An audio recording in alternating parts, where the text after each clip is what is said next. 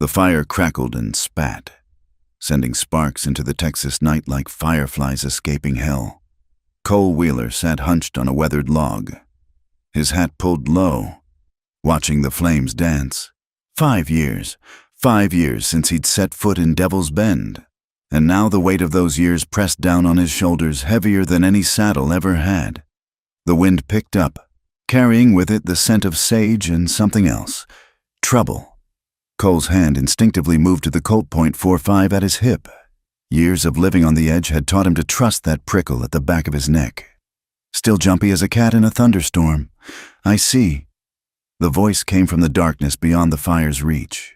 Deep, feminine, familiar in a way that made his chest tighten. Cole's fingers wrapped around the gun's grip, but he didn't draw. He knew that voice, even changed as it was. Sarah? A figure stepped into the firelight, and Cole's breath caught. The woman who emerged from the shadows bore little resemblance to the girl he'd left at the altar 5 years ago. Sarah McKenna stood nearly 6 feet tall now, her shoulders broad, arms thick with muscle visible even through her worn cotton shirt.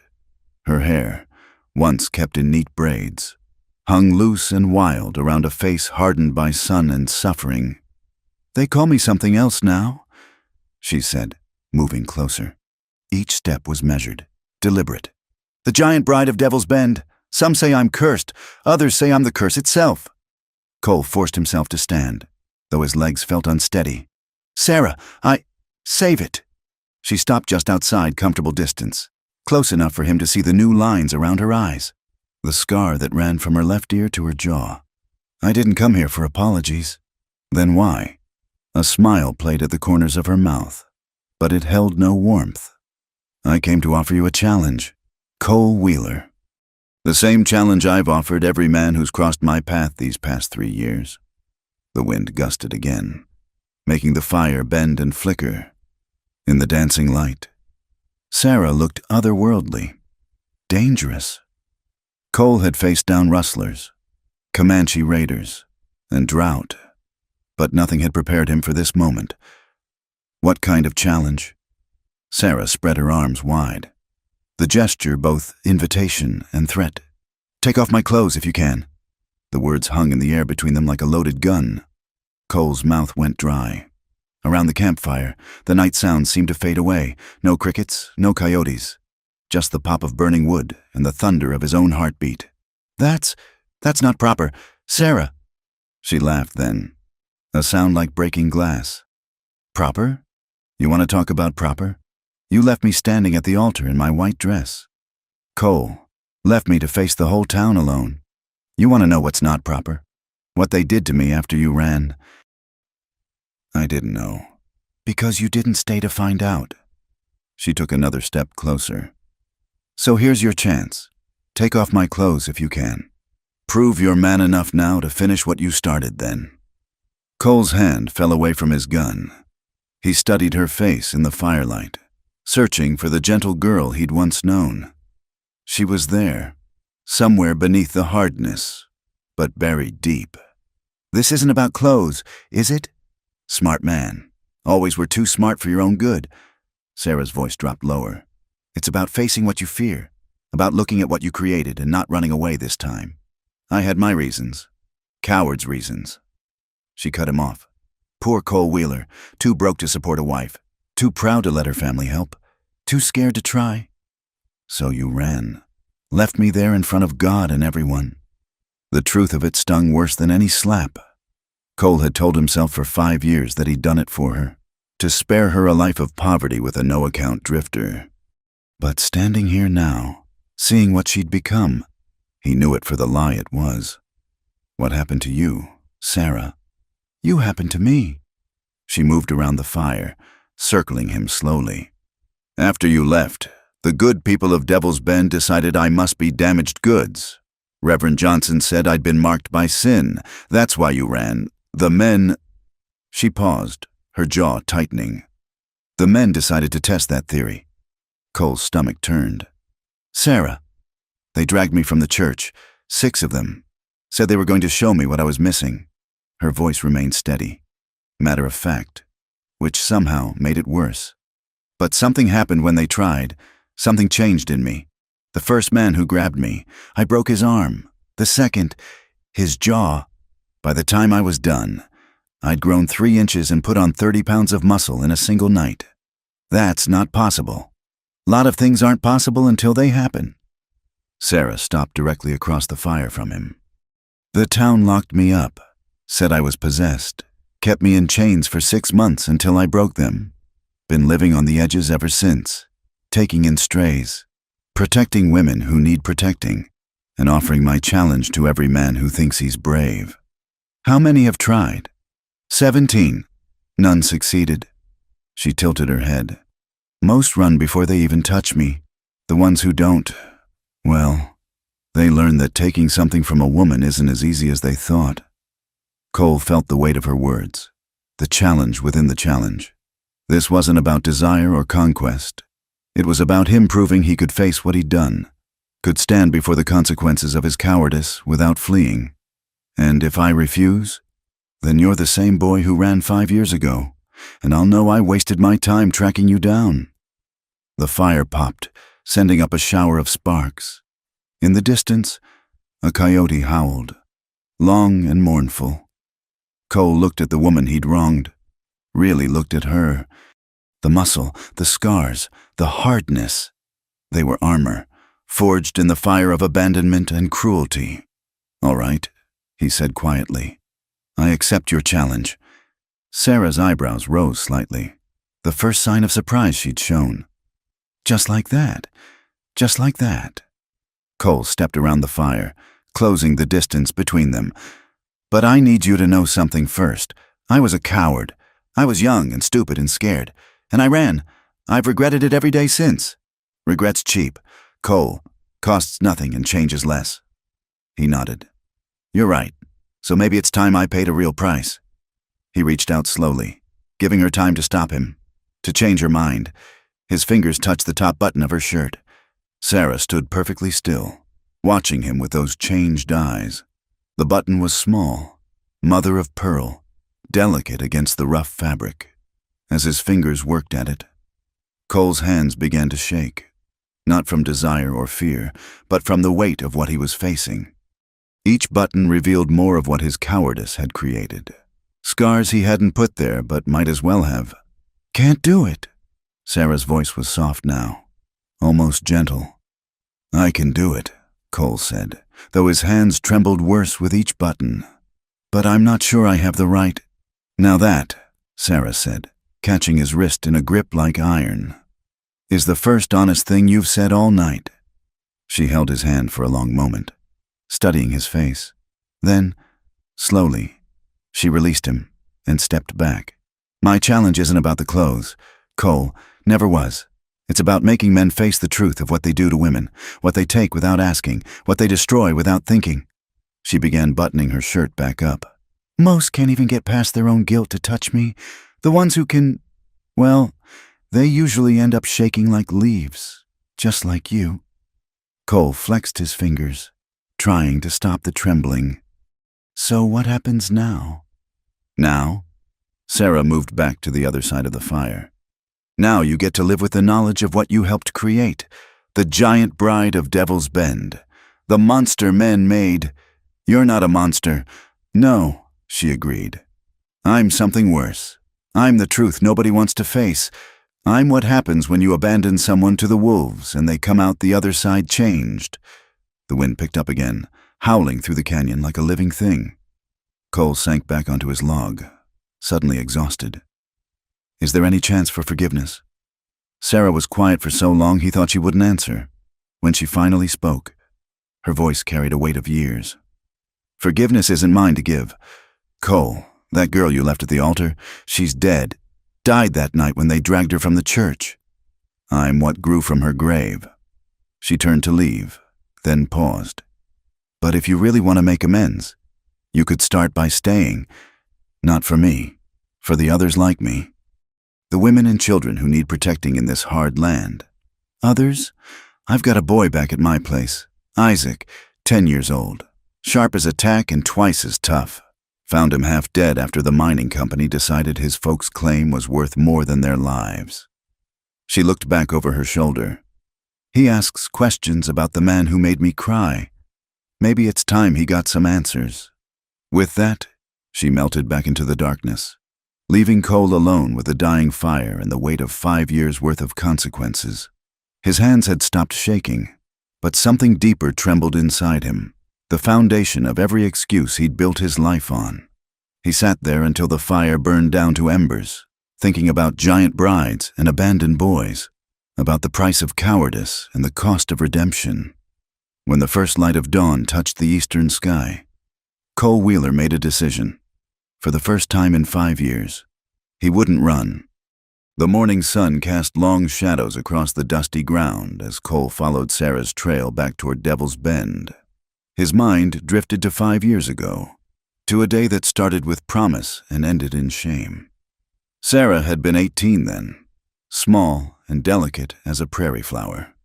She'd worn her mother's wedding dress, altered to fit her slight frame. Her father, old Thomas McKenna, had spent his last dollar on the wedding feast. The whole town had gathered at the little white church, waiting. Cole remembered standing at the altar, watching the door. His best man, Jake Sullivan, had kept whispering jokes to calm his nerves. Then the organ started playing, and Sarah appeared in the doorway, radiant with joy. That's when the fear hit him, really hit him. He was 22, had nothing but a broken-down horse and a saddle his dead father left him. Sarah deserved better than a line shack and beans 3 times a day. Deserved better than watching him ride off to roundups, never knowing if he'd come back. So he ran, pushed past Jake, past Reverend Johnson, out the side door. He could still hear the gasp from the congregation, still see Sarah's face crumbling as he mounted his horse and rode hard for the horizon. Now, walking through the scrub brush and mesquite, Cole forced himself to imagine what happened next. He'd always stopped the memory at his leaving, like a book slammed shut mid-chapter. But Sarah had lived the rest of that day, and all the days after. Coward, he muttered to himself. The word Sarah had branded him with burning fresh. The town materialized from the heat shimmer like a bad dream. Devil's Bend hadn't grown much, still the same collection of weathered buildings huddled against the vastness of Texas. Cole pulled his hat low and headed for the general store. He needed supplies if he was going to stay, and information about where Sarah lived now. The store's interior was dim and cool. Behind the counter stood Martha Hensley, grayer than he remembered but still sharp-eyed. She looked up from her ledger and froze. Cole Wheeler. Not a greeting, just an identification, like naming a disease. Mrs. Hensley. He touched his hat brim. I need supplies. Do you now? She set down her pen deliberately. And I suppose you know what this town needs. Justice for what you did to that poor girl? I'm not arguing that. Martha studied him, her mouth a thin line. You know what happened after you ran? Sarah told me some. Did she tell you how they dragged her from the church? How Bishop Morrison and his boys decided she must be a woman of loose morals if her own groom wouldn't have her? Martha's voice shook with old anger. Did she tell you how they locked her in the old jail when she fought back? How she changed that night, grew right out of her wedding dress like something from a fairy tale? She mentioned it. Mentioned it? Martha spat the words. That girl screamed for 3 days straight. When they finally opened the cell, she'd torn the chains from the wall, took 6 men to subdue her, and 2 of them never walked right again. Cole gripped the counter edge. Where were the good people? Where was the sheriff? Sheriff was one of Bishop's boys. The good people were too scared or too convinced she'd brought it on herself. Martha's eyes glittered. Her father tried to get to her. They beat him bloody for it. He died 2 weeks later. Heart gave out from the strain. The weight of it pressed down on Cole's chest. Thomas McKenna had been a good man, had welcomed Cole like a son, and Cole had repaid him by destroying his daughter and leaving him to die trying to save her. I'm going to make it right, Cole said quietly. Martha laughed, bitter as alkali water. Make it right? Boy, you can't unmake what's been made. That sweet girl is gone. What's left is something this town created through its cruelty and your cowardice. Where is she living? Why? So you can hurt her again? So I can try to help." Martha studied him for a long moment, then sighed. "Old Morrison Ranch, 5 miles north. Bishop lost it in a poker game 2 years back. And Sarah claimed it. Nobody's been fool enough to try and take it from her." She leaned forward. "She's got a boy with her now, Isaac Cartwright. His folks were killed by Morrison's mining operation. Sarah took him in, protects him fierce as a she-wolf." Cole nodded, started selecting supplies. Flour, salt pork, ammunition, the basics for a man planning to stay. "You really aiming to stick around?" Martha asked as she tallied his bill. "I am." "Bishop Morrison won't like it. He's mayor now. Owns half the town. What Sarah did to his boy still sticks in his craw. I'll deal with Morrison if I have to." Martha wrapped his goods in brown paper. "Sarah's different now. Cole, not just in body. The gentleness got burned out of her that night. What's left is hard as iron and twice as unforgiving. I know." "Do you?" "Because there's stories. Men who tried to take liberties with women under her protection. They say she broke one fellow's back with her bare hands. Another she held under water until he nearly drowned, just to show him what helplessness felt like." Cole hefted his supplies. Maybe those men needed the lesson. Maybe they did. Martha's expression softened slightly. "The women she helps, they call her a saint. The men call her a monster. Truth is probably somewhere in between." Cole headed for the door, then paused. "Did anyone try to help her? Anyone at all?" "Her friend Mary tried. Got a black eye for her trouble. After that, folks learned to mind their own business." Martha's voice turned hard again. "Except that wasn't your problem, was it? You'd already minded your business right out of town." The accusation followed Cole out into the harsh sunlight. He loaded his supplies onto his horse and mounted up. 5 miles north. 5 miles to face more fully what his cowardice had wrought. The Morrison Ranch, Sarah's ranch now, squatted against a low rise like a fortress. The main house was stone and timber, built to withstand Comanche raids and worse. Cole could see where repairs had been made. New wood bright against weathered old. A vegetable garden grew in what used to be the front yard, practical rather than pretty. He was still studying the layout when a rifle barrel emerged from an upstairs window. "That's close enough." A boy's voice, high but steady. Cole raised his hand slowly. "I'm here to see Sarah. Tell her Cole Wheeler's come calling." "I know who you are." The rifle didn't waver. "You're the coward who made her cry." "That's right. She says I'm not supposed to shoot you unless you try to hurt us." "I'm not here to hurt anyone." "That's what the last fellow said. Sarah had to throw him down the well." The front door opened, and Sarah emerged. In daylight, the changes were even more stark. She moved with a fighter's economy, every step balanced and ready. Her arms were bare to the elbows, showing muscles that bunched and shifted like cables under the skin. "It's all right. Isaac, come on down." The rifle disappeared. Moments later, a boy emerged from the house. Isaac Cartwright was small for 10, with sandy hair and eyes too old for his face. He held the rifle like he knew how to use it. "This him?" Isaac asked, not taking his eyes off Cole. "This is him," Sarah confirmed. "He don't look like much." "No," Sarah agreed. "He doesn't." Cole dismounted slowly, keeping his hands visible. "I brought supplies. Figured if I'm staying, I should contribute." "Nobody invited you to stay," Isaac said. "No, they didn't." Cole looked at Sarah. "But I'm hoping to earn that invitation." Sarah crossed her arms, making the muscles stand out in sharp relief. "You know what this place is?" "Mrs. Hensley said you claimed it from Morrison.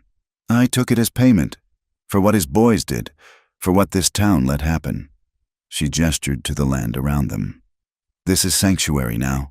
Women who need help, children who need protection, they come here. And you protect them. I do what needs doing." She studied him. "Question is, what do you think needs doing?" Cole thought about his answer carefully. "I think I need to learn what kind of man stays instead of runs. I think I need to face what I helped create, and I think maybe I need to put these hands to better use than they've seen." Pretty words, Isaac muttered. Isaac's right, Sarah said. Words are cheap. Work isn't. She pointed to a half-built structure near the main house. That's going to be a bunkhouse for the women who come here needing time to heal. You know how to build? I can learn. You'll have to. Isaac and I have been doing it alone, and there's only so many hours in the day. Cole looked at the boy, who was still watching him with suspicion. You been helping with the building? Course I have. Sarah taught me.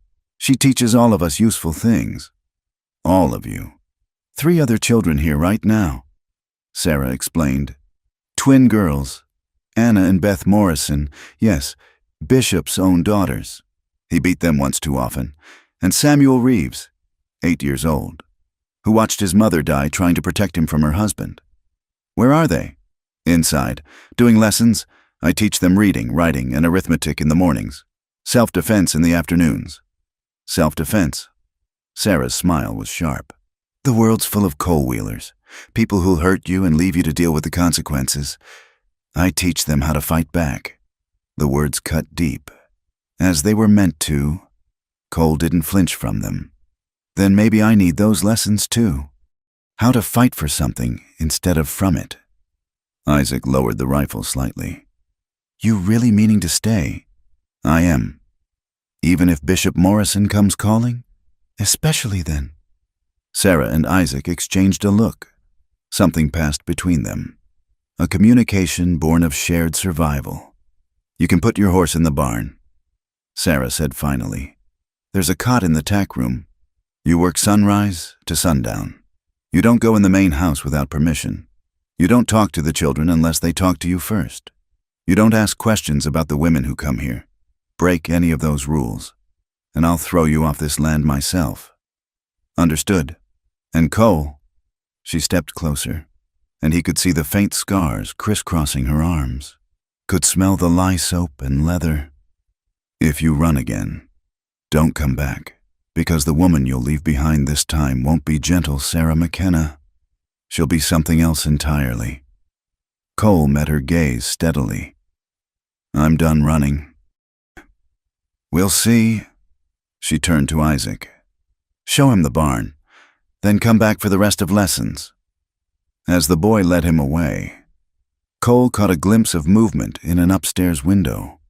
Small faces pressed against the glass, watching. The children Sarah protected, learning to be strong in a world that had shown them only weakness and cruelty. He thought of Sarah at 18, bright with hope in her mother's dress.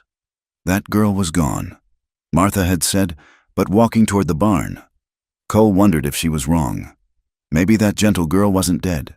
Maybe she'd just grown armor, become large enough and strong enough to protect not just herself, but all the other gentle souls the world sought to break.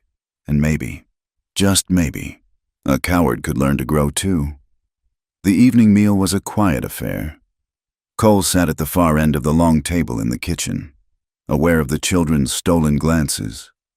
The twin girls, Anna and Beth, were perhaps 12, with matching bruises fading to yellow on their thin arms. Samuel, the 8-year-old, hadn't looked up from his plate once. Sarah served beans and cornbread with the same efficiency she did everything else. Isaac helped, moving around the kitchen like he'd been doing it for years. The domesticity of it all made Cole's chest tight. This should have been his life, him and Sarah and their own children around a table. You're not eating, Sarah observed, setting down a pitcher of water. Just thinking, dangerous habit for a cowboy. She took her seat at the head of the table. Children, Mr. Wheeler's going to be helping with the building work. He'll be staying in the barn. Anna, the bolder of the twins, piped up. Is he your husband, Miss Sarah? The question hung in the air like dust motes in the lamplight. Isaac's fork stopped halfway to his mouth. Samuel finally looked up. No, Sarah said simply. He's someone who owes a debt. What kind of debt? Beth asked softly. Sarah's eyes found Cole's across the table. The kind that takes a lifetime to repay. After supper, Cole helped clear the dishes while the children went to prepare for bed. He and Sarah worked in silence. the only sound the clink of plates and splash of water. Her sleeves were rolled up, and he could see the full extent of the scars on her forearms, some old, some newer. "You want to ask about them?" she said without looking at him. "I want to ask about a lot of things, but you won't, because you know you don't have the right." She dried a plate with careful precision. "That's growth, I suppose." "Sarah, don't." She turned to face him. "Don't say my name like that, like you still know me. The girl you knew is dead. Cole, I buried her myself, along with my father and everything I thought I knew about the world. I was a coward. Yes, you were." She leaned against the counter. "But not in the way you think. You weren't a coward for being poor. You weren't a coward for being scared. You were a coward for not giving me a choice, for deciding what was best for me without asking." The truth of it stung. "You're right. I loved you, Cole. Lord help me. I loved you with everything I had. Would have lived in a tent and eaten grass if it meant being with you. But you decided I was too fragile for that life, too delicate." She laughed, bitter and short. "Turns out I wasn't delicate at all. What happened that night, after they locked you up?" Sarah was quiet for a long moment, staring out the window at the darkening sky. "You ever hear an animal caught in a trap, how it'll chew its own leg off to get free? That was me, except I couldn't chew through iron bars. So, something else happened. Something changed inside me." She held up one hand, studying it in the lamplight. "Started in my bones, like they were breaking and remaking themselves. The pain was... there aren't words. I screamed until my throat bled. By morning, I'd grown 6 inches and put on 40 pounds of muscle. The dress," she paused, "the wedding dress split apart like paper. How is that possible?" Doctor called it a medical anomaly. Reverend called it demon possession. The women who've come here since, the ones who've seen what people can do when pushed past breaking, they call it becoming what you need to be to survive. Cole watched her face. Seeing the pain, she kept locked away. "I'm sorry. You said that already. I'll say it every day if you need to hear it. I don't need to hear it. I need to see it." She pushed off from the counter. "Come on. Time you understood what this place really is." She led him outside to a small outbuilding he'd noticed earlier. Inside, by lamplight, he saw what looked like a makeshift training room. Bags of sand hung from rafters. Thick ropes were coiled on the floor. The walls were marked with what looked like strike zones. "This is where I teach them to fight," Sarah said, "not just with their hands, but with their minds. How to spot danger before it arrives. How to use their size against them, because they'll always be smaller than the men who try to hurt them." "Even you teach that? About being smaller?" "Especially me. You think I don't remember what it's like to be small? To have men look at you like you're something to be taken." She moved to one of the sandbags, striking it with a casual backhand that made it swing violently. "The strength is useful, but the memory of weakness, that's what makes me dangerous." "Is that what you think you are? Dangerous?" "I know what I am." She faced him. "I'm what happens when you push someone too far. When you take everything from them and leave them with nothing but rage and the will to survive. Bishop Morrison's boys learned that. Their father will too, eventually. He's still causing trouble. He owns the law in Devil's Bend. Has since he got Sheriff Paulson elected. They leave us alone mostly, but only because they're afraid. Fear fades, though eventually he'll come. And when he does, I'll do what needs doing." She moved closer to him. "Question is, what will you do? When the man who hurt me comes calling, will you stand and fight, or will you run again?" "I told you, I'm done running." "Easy to say when there's no danger. Harder when Bishop's boys show up with torches and rope." Cole met her gaze steadily. "Try me." Something flickered in her eyes. Surprise, maybe, or the ghost of respect. "All right then, let's see what you're made of." She moved to the center of the room. "Hit me." "What?" "You heard me. Hit me, hard as you can." "Sarah, I'm not going to." "Because I'm a woman? Because you might hurt me?" She laughed. "Cole, there's nothing you could do to me that would hurt worse than what's already been done. Now hit me, or get out." Cole hesitated, then threw a half-hearted punch at her shoulder. She didn't even move. "That's insulting. Try again." This time he put more force behind it. Sarah deflected it easily, her hand moving faster than he could track. "You're holding back because you still see that 18-year-old girl. She's not here. Cole, I am. Now hit me!" He swung hard, aiming for her midsection. Sarah caught his fist in her hand, stopping it cold. Her grip was like iron, impossible to break. "Better," she said. "But you're still thinking too much. Fighting isn't about thinking. It's about surviving." She released his hand and stepped back. "The children I teach, they can't afford to think when someone comes for them. They need to react, to fight like their lives depend on it. Because they do." "Is that what you teach Isaac?" "Isaac came to me already knowing how to survive. His parents' murder saw to that. I just refined what was already there." She moved to the door. "Speaking of Isaac, he asked about you today. Wanted to know if you were the reason I sometimes stare at nothing and forget to breathe." "What did you tell him?" "The truth? That you were my weakness once. That weakness nearly killed me." She paused in the doorway. "But it also made me strong enough to save him and the others. So maybe I should thank you for that." "Don't thank me for causing you pain." "I won't, but I'll acknowledge that pain can be a teacher, if you let it." She stepped outside. "Get some rest. Tomorrow we start work on the bunkhouse properly." "And Cole?" "Yes." "Isaac sleeps light and with that rifle close. The girls have knives under their pillows. Samuel may be young, but he knows how to scream loud enough to wake the dead. This place protects its own. Remember that." She left him standing in the training room, surrounded by the tools of survival she'd built from necessity. Cole looked at the sandbags, the ropes, the marked walls. This wasn't the life Sarah should have had. She should have had a home filled with laughter, not weapons, children of her own, not other people's broken ones. But wishes were as useless as his 5-year-old apologies. This was the life she had, the one his cowardice had helped create. The question now was whether he could become the man this life needed, not the boy who'd run from a wedding, but someone who could stand and fight when the darkness came calling. Outside, he could hear Sarah's voice, low and soothing, probably checking on the children one last time, the giant bride of Devil's Bend. They called her, but listening to that gentle tone, Cole heard echoes of the girl she'd been, not dead, perhaps, just transformed into something harder, stronger, more necessary. He made his way to the barn, to his cot in the tack room. Through the small window, he could see the main house, lamplight warm in the windows. Somewhere in there, broken children were learning to be whole again under the protection of a woman who'd been shattered and remade. Cole had run from responsibility once, had fled from the weight of another person's happiness resting on his shoulders. Now he was surrounded by the consequences of that flight.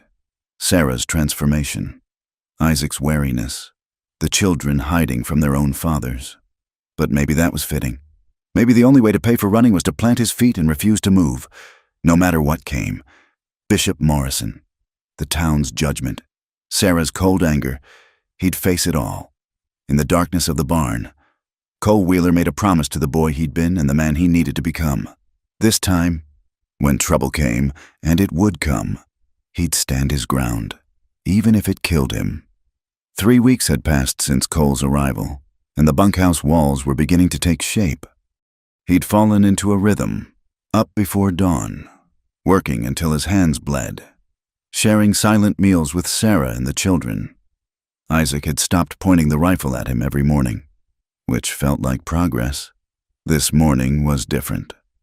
Cole sensed it the moment he saw Sarah standing by the well, her posture rigid as fence posts.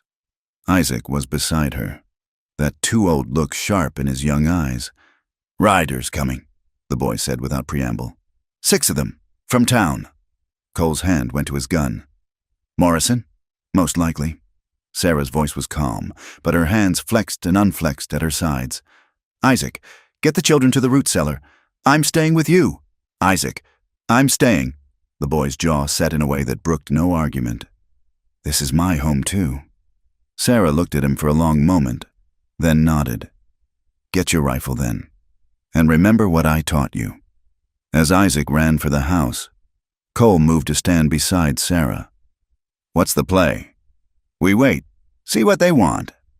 Maybe they're just here to rattle cages. She glanced at him. You can still leave, take the back trail, be in the next county by nightfall.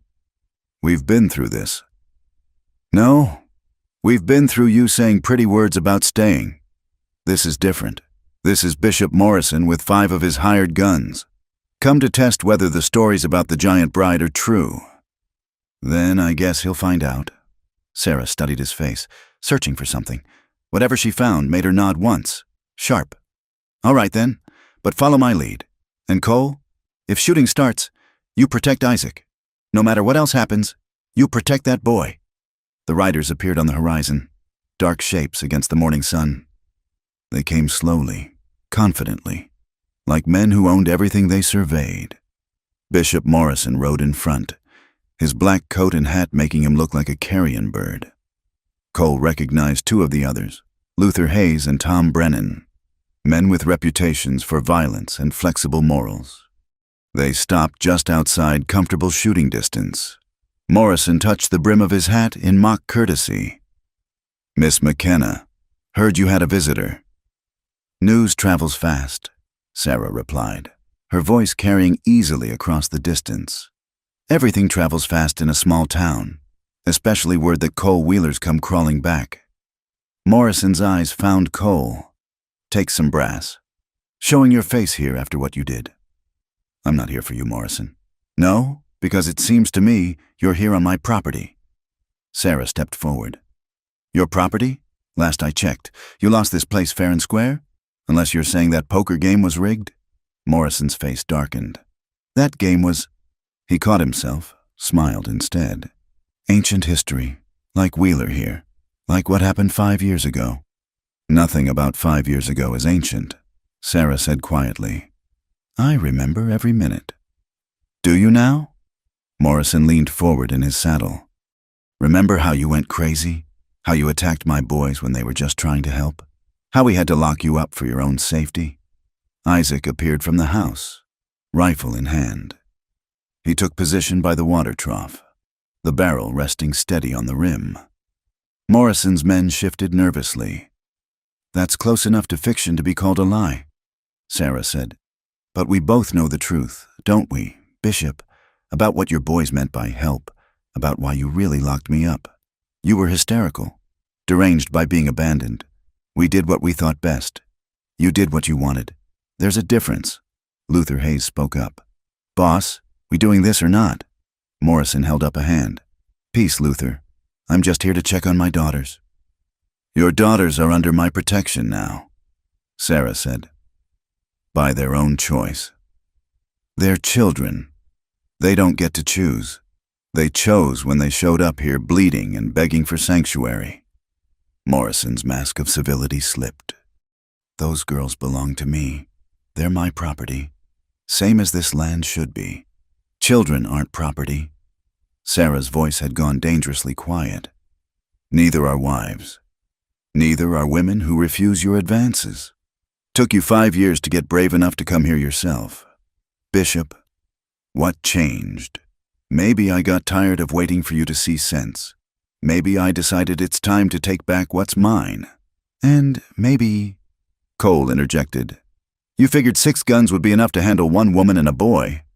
Morrison's attention swung to him. This doesn't concern you. Wheeler, you forfeited any say when you ran. Funny thing about running, Cole said, moving to put himself partially between Morrison and Isaac. Sometimes a man runs so far he circles back to where he should have been all along. Touching. But this is between me and Miss McKenna. No, Sarah said. This is between you and your conscience. If you have one left, Anna and Beth stay here. You want to contest that? We can take it to the circuit judge when he comes through. The circuit judge is a personal friend. Then I guess we'll have to settle this another way. The threat hung in the air. Morrison's men spread out slightly, hands drifting toward weapons. Cole could feel Isaac tense behind him, could hear the boy's controlled breathing. Then Morrison laughed, high and sharp. You think you're something special, don't you? The giant bride, protector of the weak. But you're just a freak, an abomination that should have been put down 5 years ago. Maybe, Sarah agreed. But I'm an abomination that's still standing, and you're still the same small man who needs 5 others to feel brave. Tell me, Bishop, do your men know the real reason you want this land back? About the silver deposits the surveyor found? Morrison went very still. His men exchanged glances, clearly unaware of this information. Sarah smiled, cold as winter morning. Oh, didn't he mention that? The mineral rights that make this place worth 10 times what he lost in that poker game. The rights that belong to whoever holds the deed? Boss? Tom Brennan's voice held a new note. That true?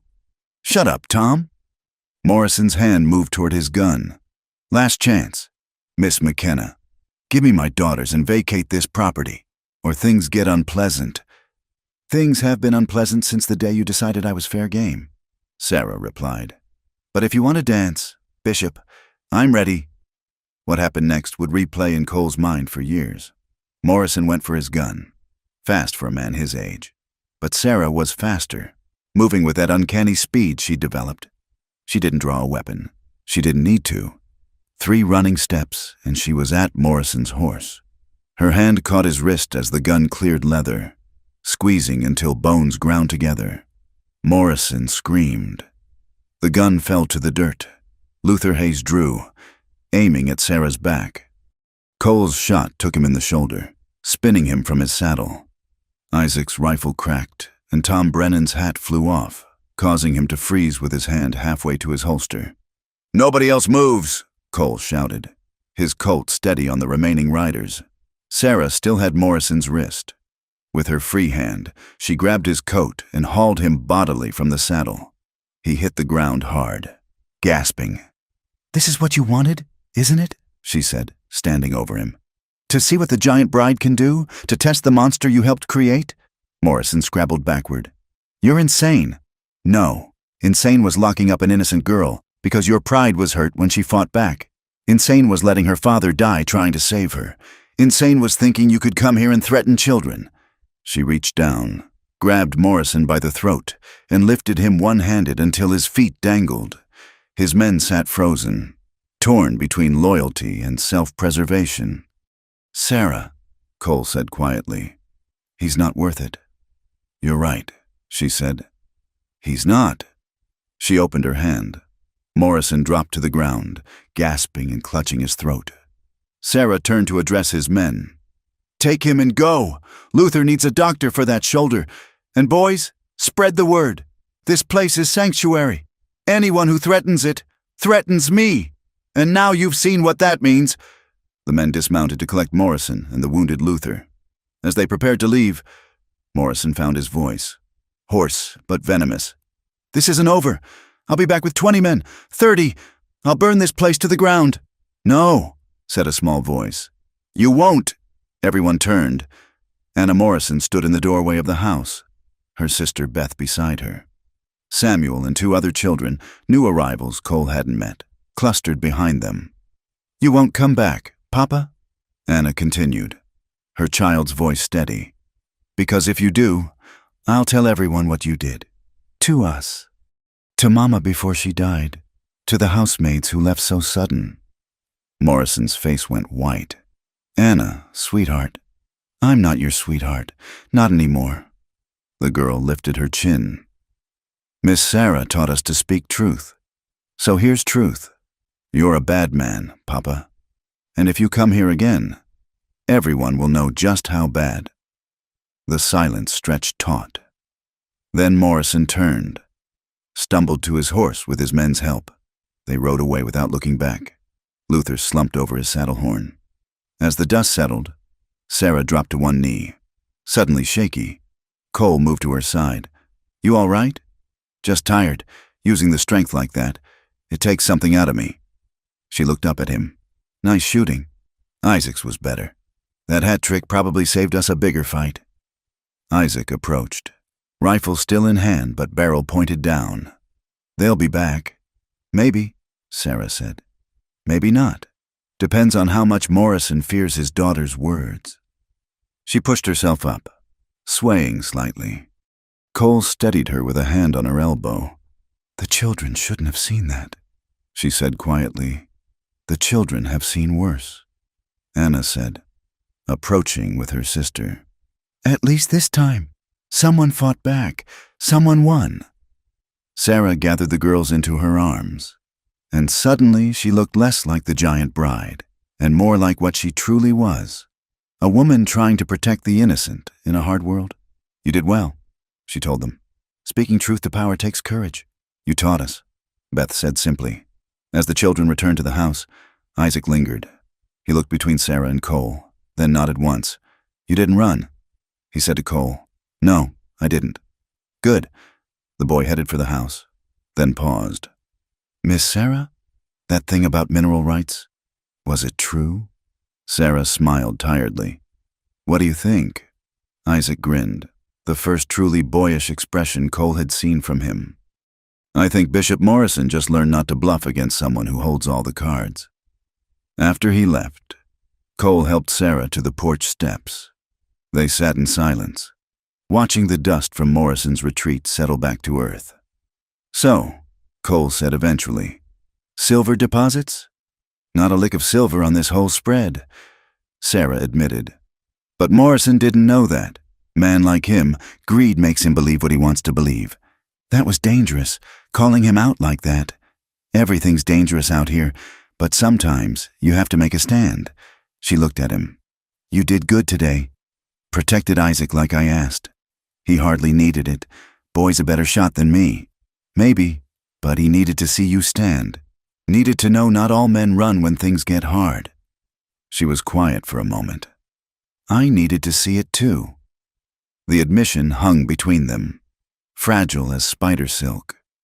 Cole wanted to reach for her hand, to bridge the gap 5 years had carved between them.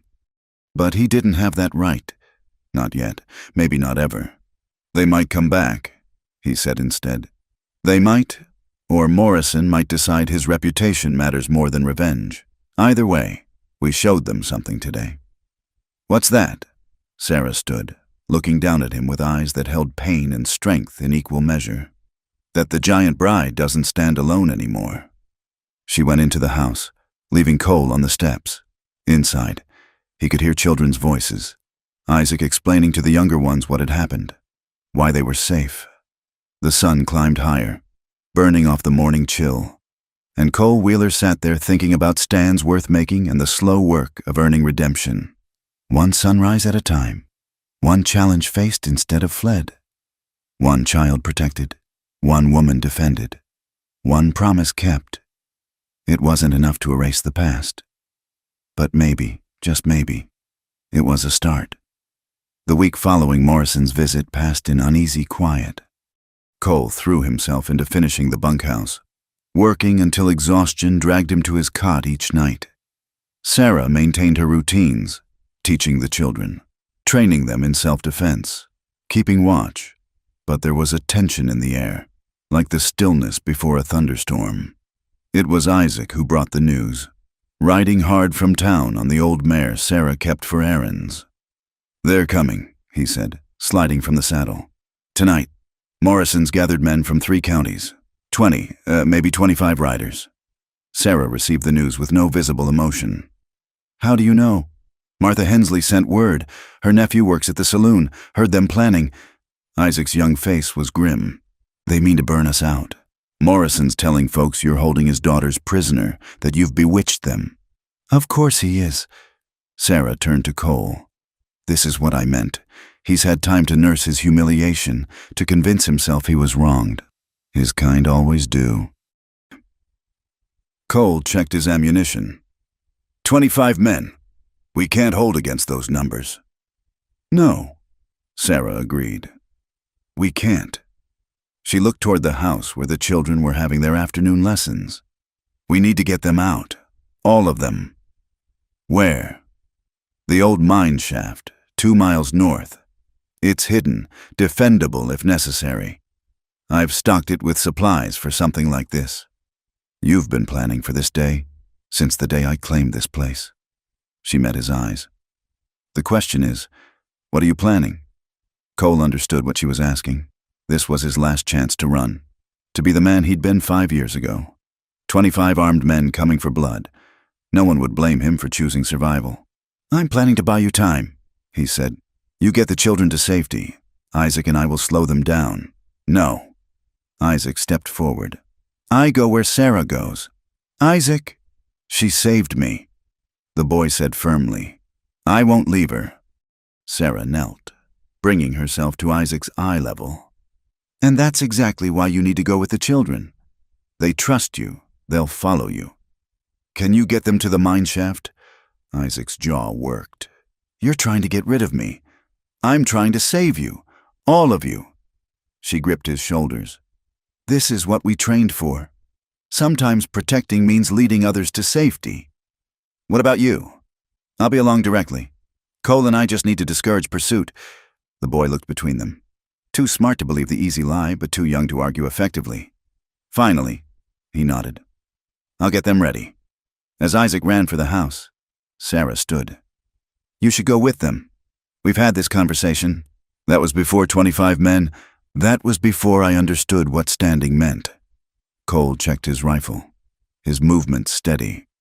You said I protected myself instead of you. Not this time.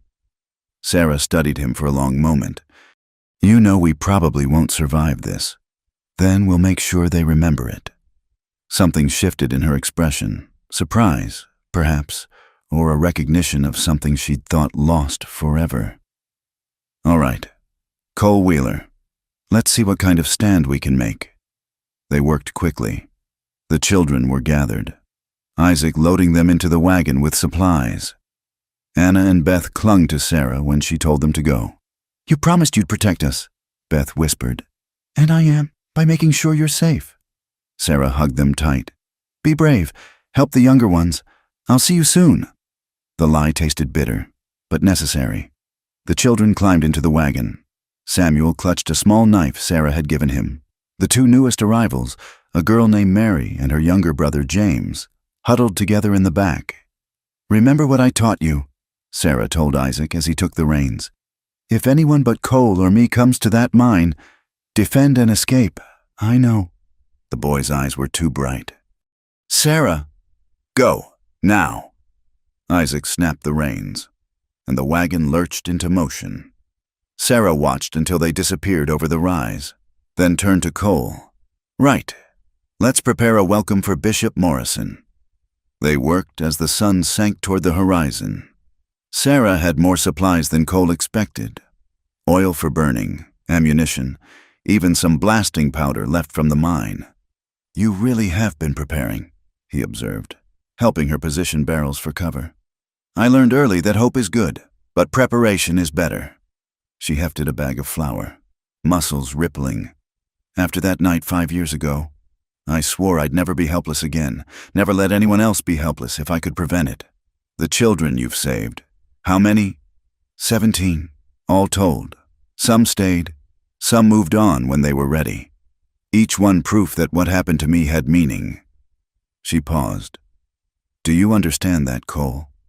How we make meaning from pain? I'm learning. The sound of horses interrupted them. Many horses, moving fast. Sarah and Cole took position behind the makeshift barricades. In the dying light, the riders appeared like a dark wave cresting the hill. Morrison rode in the center, surrounded by hired guns. Cole recognized some faces from town, men who'd do anything for coin. Others were strangers, hard-faced and armed for war. They stopped just out of rifle range. Morrison stood in his stirrups. Sarah McKenna, I've come for my daughters and my land. Send them out, leave peacefully, and no one needs to die. Your daughters are gone. Sarah called back, safe where you'll never hurt them again. They're my children. They're human beings, not possessions. Sarah's voice carried clearly. Turn around. Morrison, this doesn't have to end in blood. It ended in blood 5 years ago when you attacked my boys. When I defended myself. You mean... Morrison turned to address his men. You see? She admits to violence. This woman is dangerous, holding children prisoner. We're here to rescue them. Some of the men shifted uneasily. The story of the giant bride had many versions, and not all painted her as the villain. One rider moved forward, a younger man with sun-weathered features. Miss McKenna, this is Jake Sullivan. I was there 5 years ago, at the church. Cole started. Jake, his best man, who'd tried to stop him from running. I remember you, Jake, Sarah said. I want you to know. What happened after wasn't right. I tried to stop them, but... Jake's voice cracked. I'm sorry, but I can't be part of this. Not again. He turned his horse and rode away. 2 others followed, then a third. Morrison's face darkened. Cowards! I'll see you never work in this county again. He turned back to the house. No matter. We have enough. Boys, burn it down. The charge came fast. 20 riders spurring forward, guns blazing. Cole and Sarah returned fire, picking their shots. 2 men fell, then 3, but the numbers were overwhelming. Fall back to the house, Sarah shouted. They retreated, firing as they went.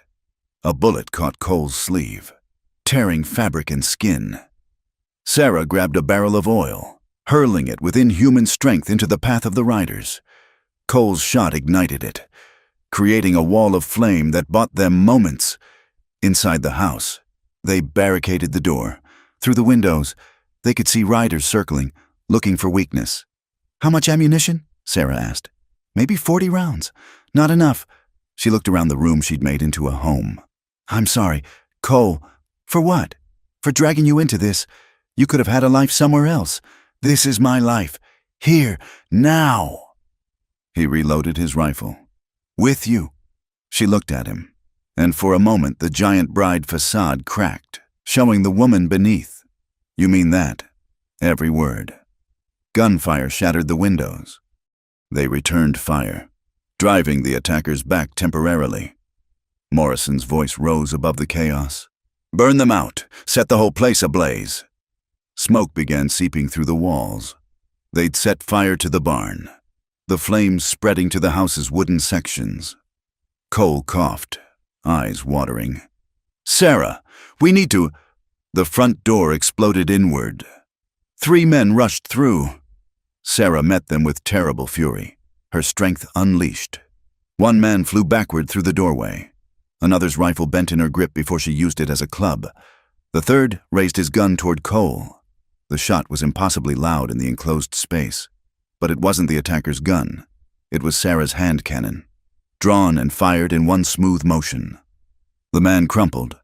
You're hit, Sarah said, and Cole realized she was right. Warmth spread across his side where a bullet had found its mark. Just a graze. Liar. She pressed her hand to the wound. Always were a terrible liar. More men at the windows. More gunfire. The smoke thickened. Cole's vision blurred. Whether from smoke or blood loss, he couldn't tell. Then, miraculously, the gunfire slowed. Stopped. Shouts from outside, but different now. Confused. Angry. What's happening? Cole gasped. Sarah peered through the smoke. Her eyes widened. Isaac! Through the shattered window, Cole could see the boy. He'd returned with the wagon, but not alone. Behind him rode Martha Hensley and a dozen townspeople, men and women armed with whatever they could find. Jake Sullivan was with them, rifle raised. That's enough. Morrison! Martha's voice cut through the night. You've had your pound of flesh from this girl. It ends now. This is none of your concern. Morrison shouted back. It is when you burn down half the county for your pride, when you orphan children and widow wives for silver that don't exist. The revelation that there was no silver spread through Morrison's hired guns like wildfire. Men who'd risked their lives for promised riches lowered their weapons, muttering. She lied about the silver? One called out. To save children from a man who beats them, Martha replied. Which side of that do you want to be on? The smoke was thick now, flames licking at the walls. Sarah hauled Cole to his feet. Can you walk? Do I have a choice? They stumbled through the ruined door together. Morrison's men were dispersing, some already riding away. Morrison himself sat his horse alone, face twisted with rage and defeat. "This isn't over," he snarled. "Yes, it is." Sarah stood tall despite the blood on her clothes, Cole's and others. "You've lost your daughters, your hired men, and now your reputation. Go, Bishop. Find whatever hole will take you. But if you ever threaten these children again, I won't need a mob. I'll come for you myself." Morrison's hand twitched toward his gun. Instantly, a dozen rifles swung his way, townspeople who'd finally found their courage. He turned his horse and rode away without another word. As the tension broke, Cole's legs gave out. Sarah caught him, lowering him gently to the ground. Isaac appeared, the children clustering behind him. "I couldn't leave you," the boy said, tears cutting tracks through the dirt on his face. "I brought help instead." "You did good," Sarah told him. "You saved us." "We all saved each other," Martha said, dismounting. "About time this town remembered how to do that." The fire brigade arrived, townspeople forming bucket lines. The barn was lost, but they saved most of the house. As dawn broke, Cole lay on a makeshift stretcher, wound cleaned and bandaged by Martha's experienced hands. Sarah sat beside him, the children arranged around them like a living wall. Her hand found his, squeezed gentle despite her strength. "You didn't run," she said softly. "Neither did you. I haven't run from anything in 5 years." "No," Cole agreed. "You've stood and fought and protected. You've been everything I should have been. And now," he looked at her, really looked. Not at the giant bride, not at the woman transformed by trauma, but at Sarah, just Sarah, strong and scarred and absolutely beautiful. "Now I'd like to keep standing beside you, if you'll have me." She was quiet for so long he thought she'd refuse. Then, soft as morning light, "We'll see, Cole Wheeler. We'll see." It wasn't forgiveness, not yet, but it was a beginning. And as the sun rose over the damaged but still standing ranch, Cole thought that beginnings might be enough. For now. Dawn came like judgment, painting the battlefield in shades of red and gold. The acrid smell of gunpowder hung heavy in the air, mixing with dust and blood. Cole counted 6 bodies scattered across the yard. Morrison's men who'd paid the ultimate price for their employer's vendetta. Sarah stood among the fallen like a statue, her clothes torn and blood-stained, her face unreadable. The townspeople who'd come to help worked quietly, some tending wounds, others beginning the grim task of dealing with the dead. "We need to bury them," Sarah said finally, her voice carrying despite its quietness. "Even enemies deserve that much." Jake Sullivan approached, hat in hand. "I'll help. It's the least I can do." Sarah turned to him, and Jake flinched at what he saw in her eyes. Not anger, something worse. Understanding. "You tried to stop them 5 years ago," she said. "I remember. You were the only one. I didn't try hard enough." "No, you didn't." She looked past him to where Martha Hensley was organizing the bucket brigade. "But you're here now. That counts for something." Cole pushed himself up from the stretcher, ignoring the fire in his side. "I can help dig. You can barely stand," Sarah said without looking at him. "Then I'll dig sitting down if I have to." Isaac appeared with shovels from the tool shed. "Where do we put them?" "The backfield," Sarah decided, "away from where the children play." They worked through the morning heat. Even the townspeople who'd come to fight stayed to help bury the dead. It was Sarah who insisted on marking each grave, simple crosses fashioned from scrap wood. "They were someone's sons," she said when Tom Brennan questioned it. "Someone's brothers, maybe fathers. Their choices brought them here, but their families still deserve a place to mourn." Cole watched her drive each cross into the hard earth with her bare hands, her strength making easy work of it. But he saw the toll it took, the way her shoulders bent under invisible weight. When the last grave was filled, Reverend Johnson arrived. He was older now, frailer, but his eyes still held the judgment Cole remembered. "I heard there was death here." The Reverend said, "I've come to say words." "Words?" Sarah's laugh was bitter. "Where were your words 5 years ago, Reverend? When they dragged me from your church?" The old man's face flushed. I was wrong. What happened? What happened was you let them take me. Told them I was marked by sin. Gave them permission with your silence.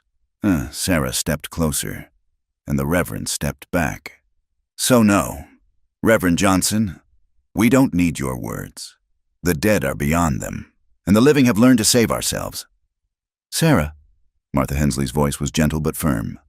Let him speak. Not for them, not for him, for us, for the children watching.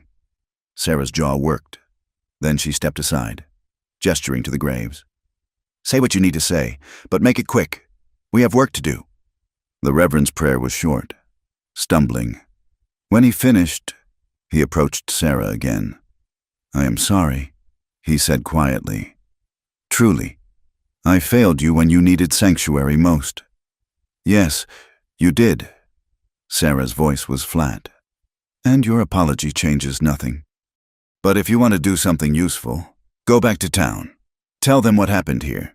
Tell them Bishop Morrison brought war to children. And we defended ourselves. Make sure they know the truth this time.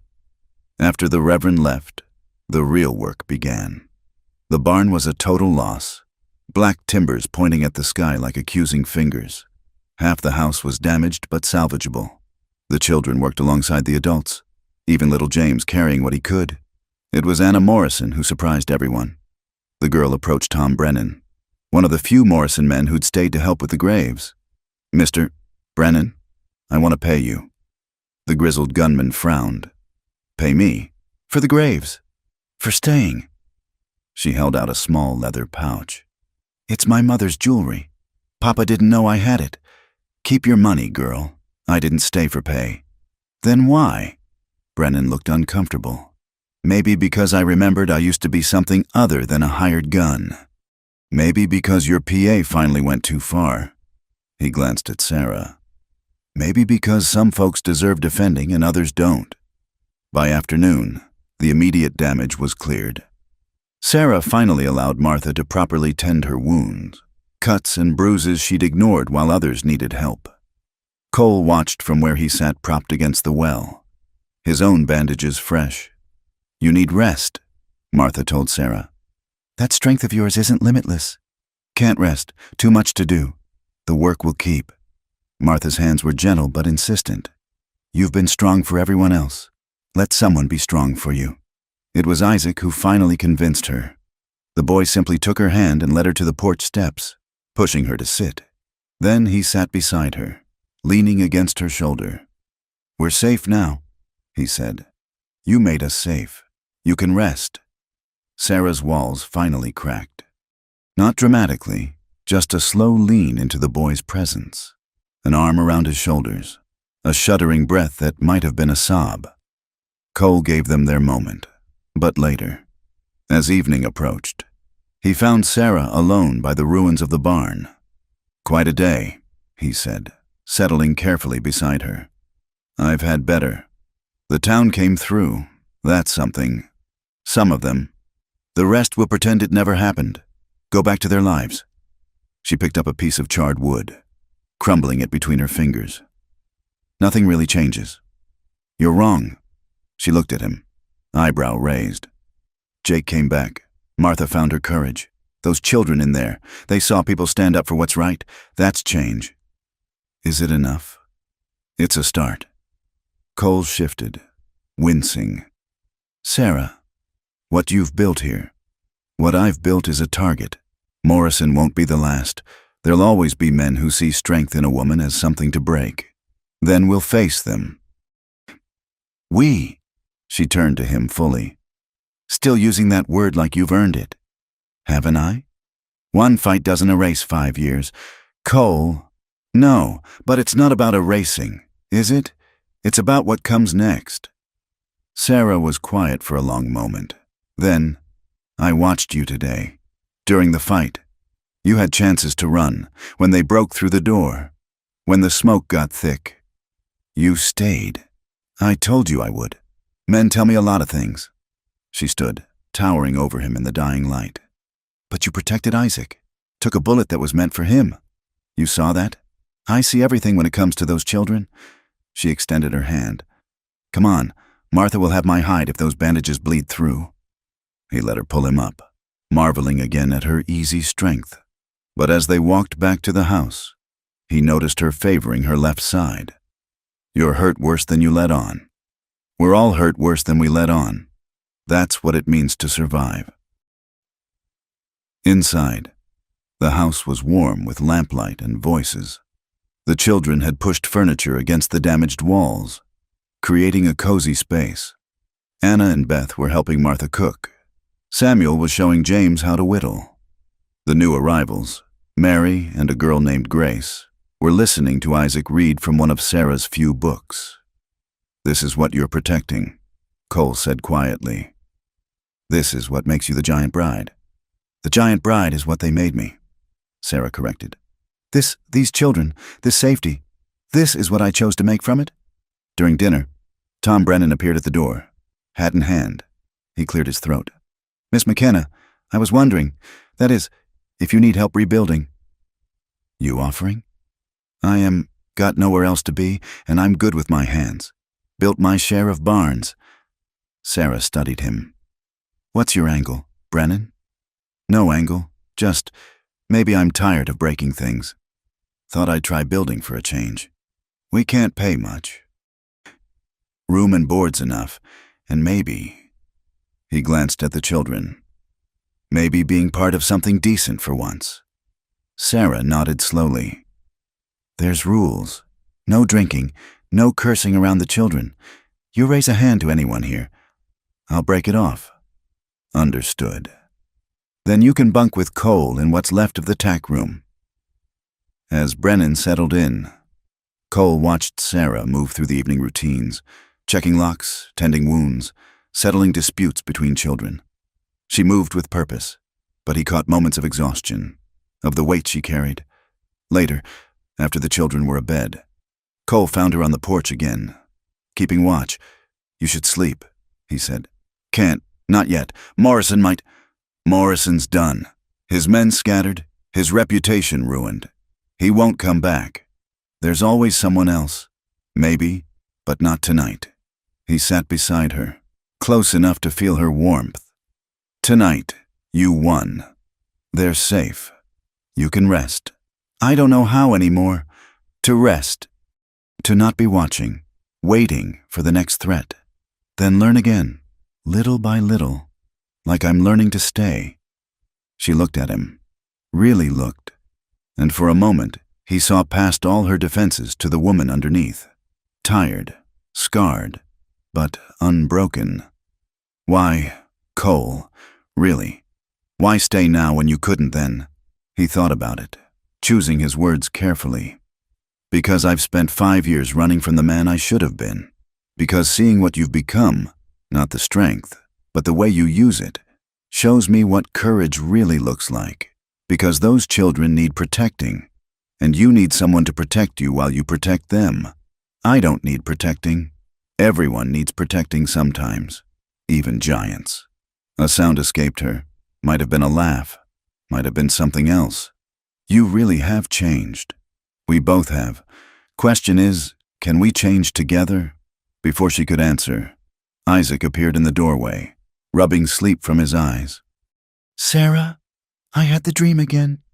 Without hesitation, Sarah opened her arms. The boy climbed into her lap like a much younger child, burying his face in her shoulder. She held him, humming something low and wordless. Cole started to leave, give them privacy, but Isaac's hand shot out, gripping his sleeve. "Stay," the boy mumbled. "Both of you stay." So Cole stayed, there on the porch under the stars, part of something fragile and precious. Sarah's humming continued, a lullaby for broken children and damaged adults trying to heal. Tomorrow would bring new challenges. The barn needed rebuilding.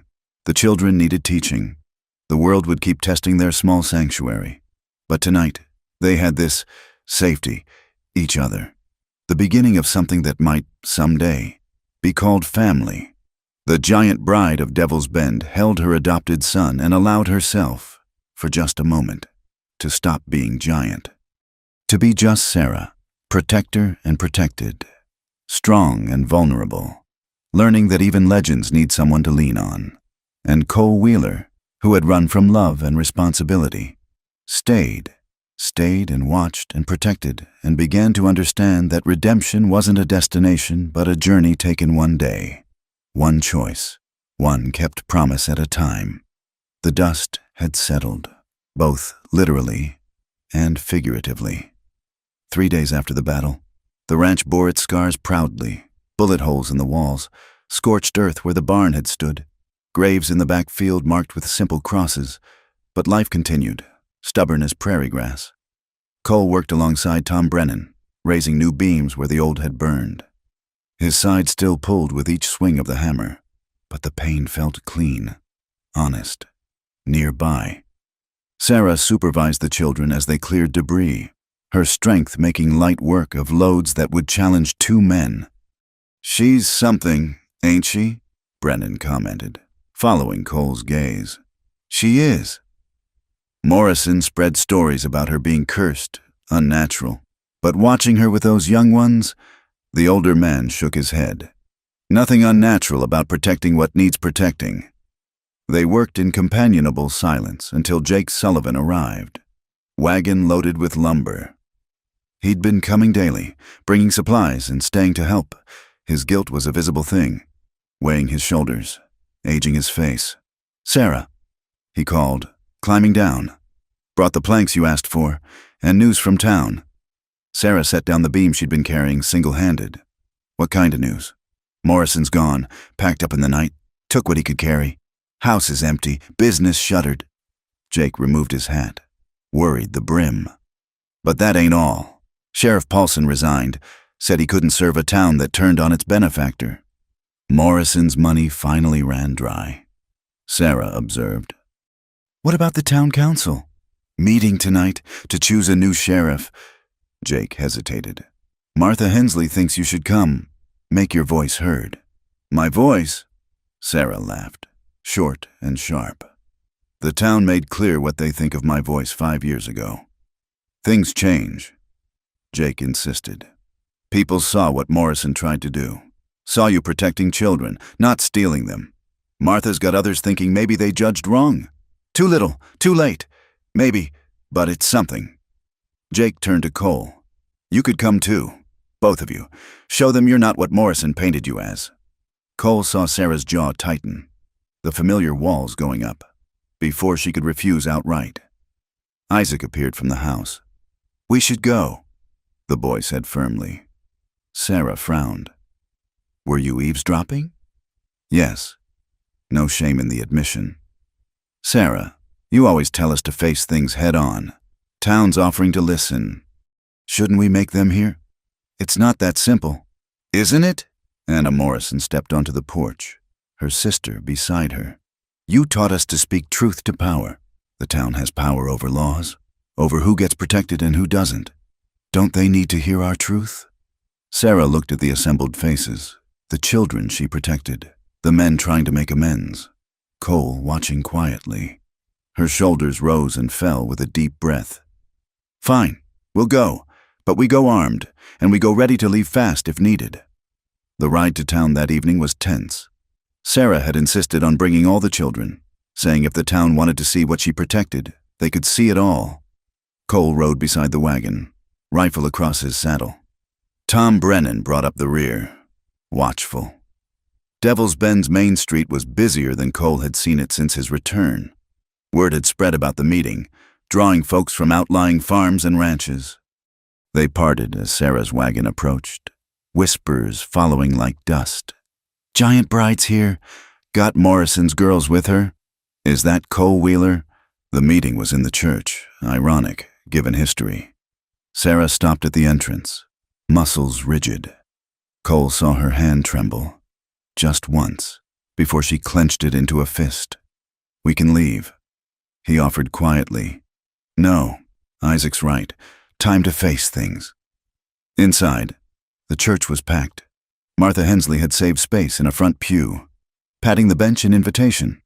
Sarah remained standing. The children arranged around her like a small army. Mayor Hutchins, a nervous man who'd taken over when Morrison fled, called for order. "We're here to discuss the sheriff position and other matters of town safety." "Let's start with those other matters." Martha stood, voice carrying. 5 years ago, this town failed Sarah McKenna. We let violence happen in our streets, called it justice. Time we faced that. "Ancient history," someone called from the back. "Is it?" Martha turned to face the crowd. "When Bishop Morrison just tried to burn out a ranch full of children? When we almost let it happen again?" "She's dangerous," another voice insisted. "Unnatural. No woman should have such strength. No woman should need such strength." Sarah spoke for the first time, her voice filling the space. "But when you lock a girl in a cage and let men torment her, sometimes she becomes what she must to survive. You attacked those men. I defended myself." Sarah stepped forward. "Just as I defended these children from Morrison. Anna, Beth, tell them why you ran to me." Anna lifted her chin, her child's voice steady. "Our father beat us, locked us in the cellar when we cried, said it was our fault Mother died, that we were cursed. He lied," Beth added softly. "Miss Sarah showed us we weren't cursed, just hurt. And you, boy," someone pointed at Isaac. "What's your story?" Isaac straightened. "Mining company killed my folks for their claim. Would have killed me too, but Sarah stopped them. Taught me to be strong." One by one, the children spoke. Samuel about his father's violence, Mary about being abandoned, James about hunger and cold before Sarah found him. Each story a testament to cruelty and rescue. "These are who you call dangerous," Sarah said when they finished. "Children who needed help. This is what the Giant Bride does, give sanctuary to those who need it." "But the law?" Mayor Hutchins began. "What law?" Cole stepped forward. "The law that let Morrison hire guns to burn out a ranch? The law that looked away when a girl was brutalized? That law? You don't get a say. Wheeler, you ran." "Yes, I did. And my cowardice contributed to all this. But I'm here now, and I've seen what Sarah built from the ashes of what this town let happen. It's better than anything we had before." Reverend Johnson stood slowly. Perhaps it's time for confession. Not just Mr. Wheeler's, but all of ours. I failed my duty 5 years ago. Let fear and prejudice guide me instead of compassion. I've prayed on it since, and I believe God works through mysterious ways. Perhaps he gave Sarah this strength not as curse but as blessing, to protect those who need it most. "Pretty words," Sarah said coldly. "But words don't rebuild what was broken?" "No," the Reverend agreed. "But actions might. I propose we make Miss McKenna's ranch an official sanctuary, protected by law, supported by the church." The proposal sparked heated debate. Voices rose, arguments flew. Through it all, Sarah stood silent, watchful. The children pressed close around her. "Finally," Martha called for quiet. "Let's vote. All in favor of recognizing the McKenna Ranch as official sanctuary?" Hands rose slowly. First a few, then more. Jake Sullivan's went up, then Tom Brennan's. Even some who'd been arguing against it raised their hands, perhaps swayed by the children's testimonies or their own guilty consciences. "Motion passes," Mayor Hutchins said weakly. "Now, about the sheriff. I nominate Sarah McKenna," Martha announced. The church erupted. Sarah's eyes widened, the first genuine surprise Cole had seen her show. "That's insane. A woman sheriff? The Giant Bride with a badge? Why not?" Martha demanded. "She's already keeping the peace better than Paulson ever did. She protects the innocent, stands against the cruel. Isn't that what a sheriff should do?"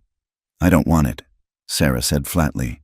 "Then nominate someone you trust," Martha suggested. "Someone who'll work with you, not against you." Sarah was quiet for a long moment. Then her eyes found Cole. "Him?" "What?" Cole startled. "You wanted to make amends, to learn to stand instead of run. Be sheriff. Protect the whole town the way you're learning to protect us." "Wheeler? The coward?" "The man who stood against 25 hired guns," Sarah corrected. "Who took a bullet protecting a child." who's working sunrise to sundown to rebuild what violence tore down. That Wheeler. Cole felt the weight of every eye in the church. Sarah, I don't know anything about being a sheriff. You know right from wrong. You know how to shoot. You know what it costs when good people do nothing. She stepped closer. Most importantly, you know what needs protecting and why. I'll second that nomination. Jake Sullivan called out.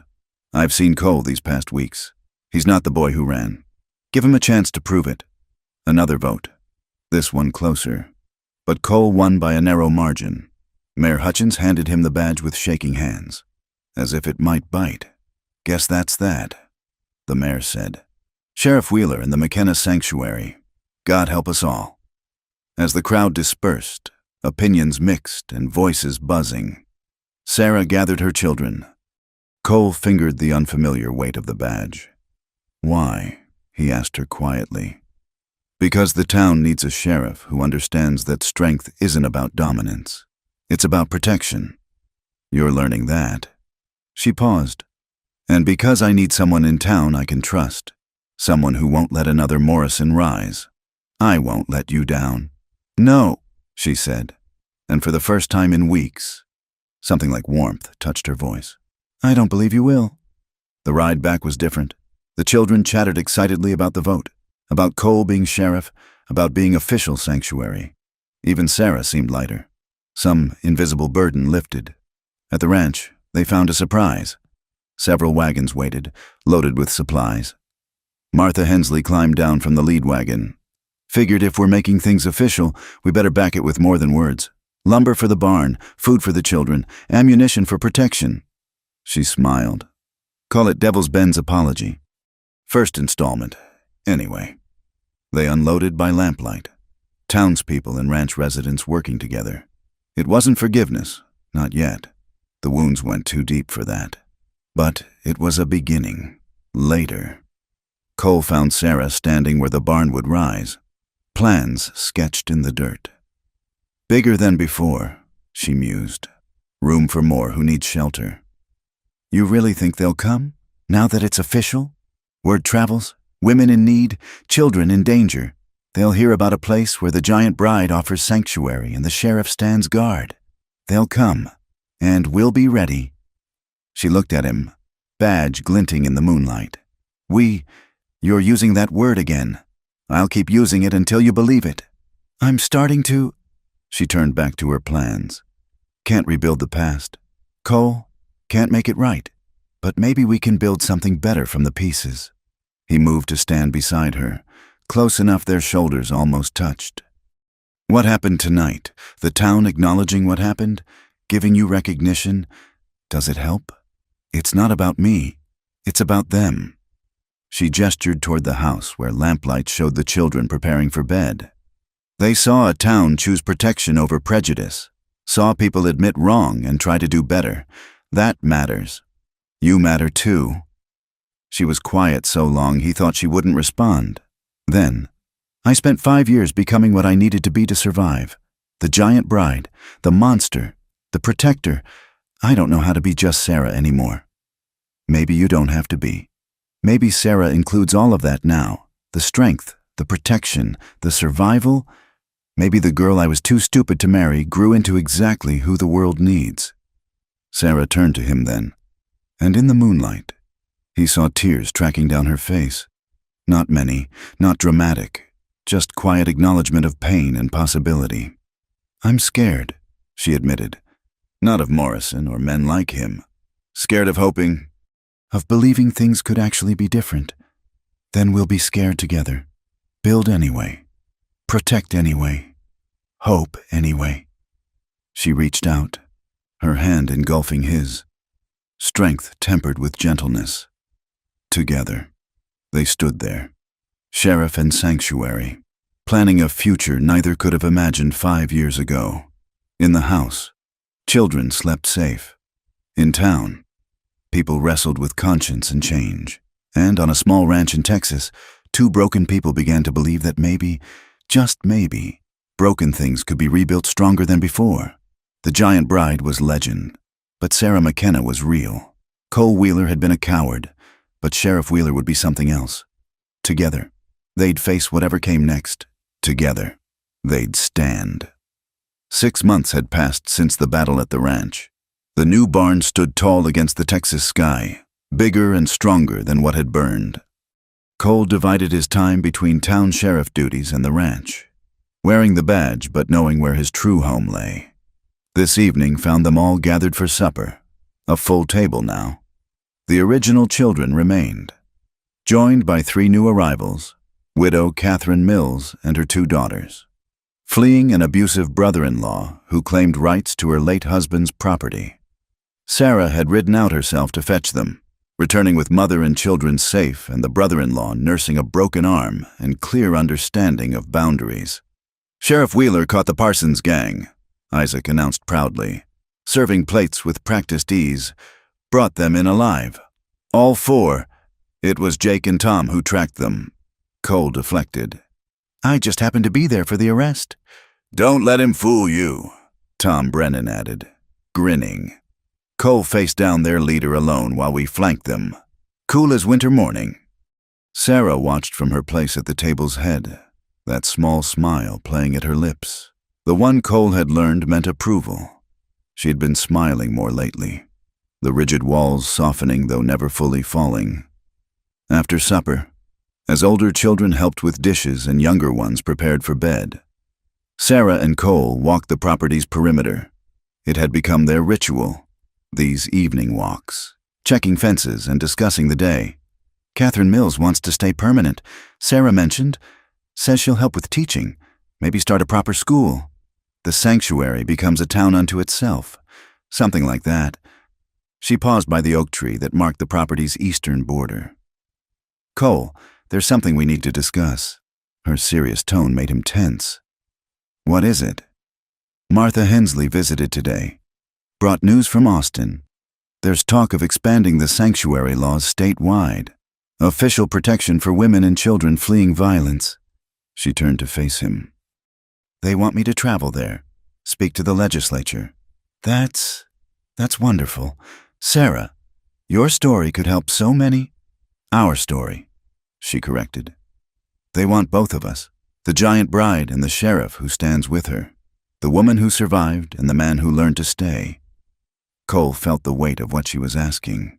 Austin meant weeks away, meant trusting others with the ranch and town. It meant standing before powerful men and reliving their worst moments for strangers. When? Next month. Isaac would manage things here. He's proven himself capable. Jake and Tom would help with town duties. She studied his face. But I won't go without you. Then we go together. Relief flickered in her eyes before she turned back to walking. They continued in comfortable silence until they reached the spot where the old mine shaft lay hidden, the sanctuary's last resort. Sarah stopped, staring at the concealed entrance. I used to come here at night, she said quietly. Those first months after everything, I'd sit in the dark and wish I could disappear like the miners did, just fade into the mountain. What stopped you? Anger, at first. Then Isaac, finding him half dead, needing what I'd become to survive. She touched a scar on her forearm absently. Each child after that, each woman, they needed the giant bride, so I couldn't let her disappear. And now? Now, she looked at him. Now I think maybe I want more than just survival. For them, for myself. What kind of more? Instead of answering directly, Sarah moved closer. Even after all these months, her presence could still overwhelm, the sheer physical power contained in her transformed frame. But Cole had learned to see past that to the woman within. Do you remember what you said that first night? About my challenge? That it wasn't really about the clothes. No, it was about facing truth, about seeing what you'd helped create. She raised one large hand, placed it gently against his chest. But you've done more than face it. Cole, you've stood beside it, worked to heal it, protected it. Protected you. Let yourself be protected too. That's harder for men like you were. Like you. Her hand moved to cup his face, thumb tracing the scar he'd earned in the battle. The boy who ran could never have done that. Could never have trusted someone like me to be strong for both of us when needed. Sarah, I know we can't go back. Can't have the wedding we should have had, the life that might have been. Too much has happened. I'm too changed. You're exactly who you need to be. Am I? The vulnerability in her voice made his chest tight. Because sometimes, when I see how the children look at me, with trust instead of fear, or when you stand beside me facing down the town, I think maybe I could be more than just the giant bride. Maybe I could be... Sarah McKenna. Cole finished. Teacher, protector, woman I love. The words hung between them like a held breath. Sarah's eyes widened, her hand trembling against his face. You can't mean that. I've meant it for 6 months. Probably meant it 5 years ago, but was too young and stupid to know it. He covered her hand with his. I love who you've become. Not despite it, but because of it. The strength, the scars, the way you turned pain into purpose. I love all of it. Cole, her voice broke. I don't know if I can love you back, not the way I did before. That girl, that kind of innocent love, it's gone. Then love me however you can now, whatever that looks like. She pulled him close then, her strength careful as always. And for the first time since that night by the campfire, Cole felt her walls truly fall. She shook against him. Silent sobs for the girl she'd been and the woman she'd had to become. When the storm passed, they stood holding each other under stars that didn't care about curses or transformations. Only about 2 people finding their way back to each other through pain and time. I do love you, Sarah whispered. Different than before, harder, with sharp edges and broken places, but real. Real is all I want. They walked back to the house hand in hand, her grip careful not to crush his fingers. Inside, warm light spilled from windows. They could hear Isaac reading to the younger children, his voice patient and steady. Catherine Mills was humming in the kitchen, teaching her daughters a song while they worked. A family, Cole observed. Strange and patched together, but family. Our family. Sarah squeezed his hand gently. Worth protecting, worth expanding. They paused on the porch, looking back at the horizon where Devil's Bend lay sleeping. Tomorrow would bring new challenges. The trip to Austin loomed. There would be other Bishop Morrisons, other battles to fight. The work of sanctuary never ended. But tonight, there was peace. Tonight, there was possibility. Sarah? Cole pulled her to face him. I know we can't have the wedding we should have had, but maybe we could have a different one. Here, with our family. Make honest what's already true. She studied him for a long moment, then smiled. Not the small, careful smile he'd grown used to, but something fuller, deeper. The smile of a woman who'd walked through fire and found love waiting on the other side. Ask me again in Austin, she said, after we've told our story, after we've helped change laws, after we've proven this isn't just about us, but about all the women and children who need what we've built. I'll ask you every day if you want. Once will be enough. She touched his badge, then the spot over his heart. When you ask, I'll say yes, but Cole, this time, no running, from either of us.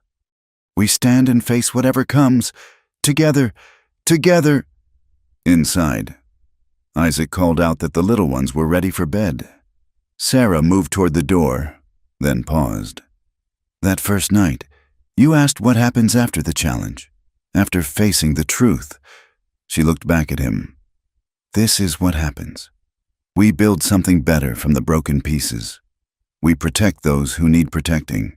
We choose love despite the scars.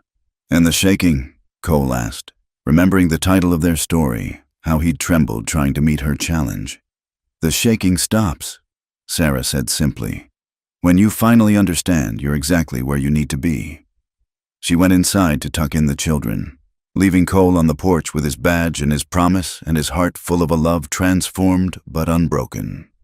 Tomorrow, they'd continue the work. The sanctuary would grow. The laws would change. Other women would find their strength. Other men would learn to stay.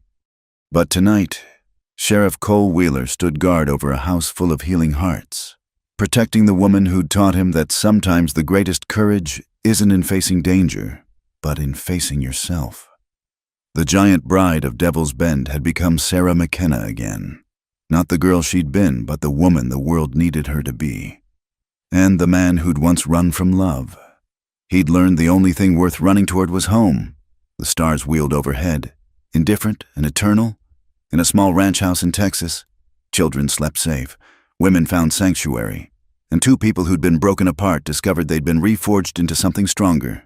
Together, the lone cowboy and the giant bride, the sheriff and the sanctuary, Cole and Sarah. No longer a tragedy, but a triumph. No longer an ending, but a beginning. And in the morning, when the sun painted the world new, they'd stand together to greet it, unshakable, unbreakable, and unafraid. The story that began with a challenge ended with a promise.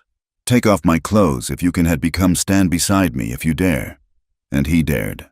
Oh, how he dared. Forever and always, he dared.